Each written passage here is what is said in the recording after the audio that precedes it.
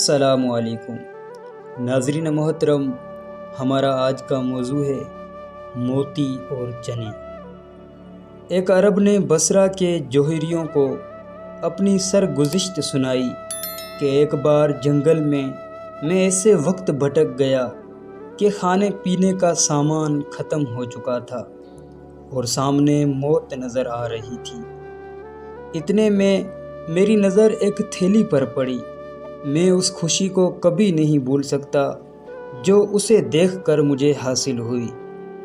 میں نے سمجھا تھا کہ تھیلی میں بنے ہوئے چنے ہیں، لیکن جب کھول کر دیکھا تو اس میں چنوں کی جگہ موتی تھے۔